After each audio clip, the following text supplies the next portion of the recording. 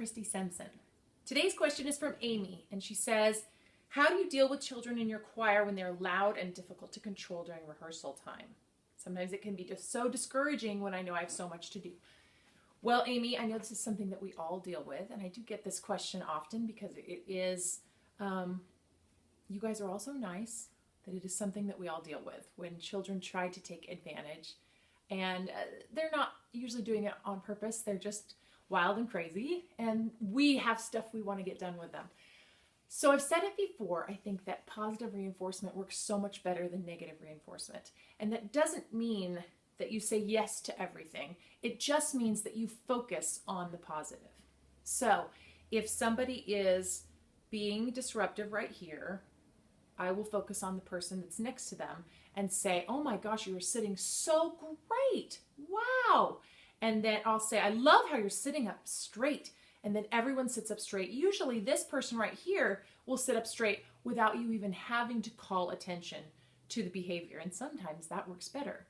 Sometimes not addressing it is better because it goes away. Extinguishing, they call it, extinguishing the behavior by not fanning the flame.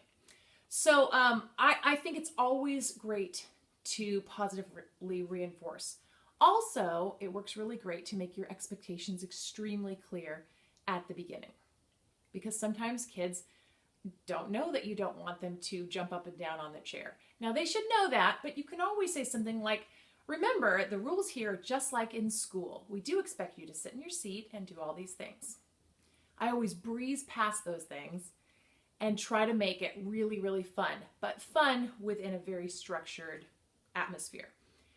Just recently in a dress rehearsal, everyone was talking and I had to stop and think, oh my gosh, how am I going to stop this? Am I going to yell, or am I going to try to compliment someone? And so I did. I pointed out one person, said, you are doing amazing. Wow, thank you for paying attention. And I had to say it for a little while till everybody stopped talking. But then when they did, they were all quiet and I never had to yell. I find when we start yelling, it may work for a second to control them, but then it doesn't really work again because you've done all you can do. When you've used up your last trick, then you have nothing else. So I say give them clear guidelines beforehand of what you expect, and then focus on complimenting the ones that are doing it well and giving them prizes.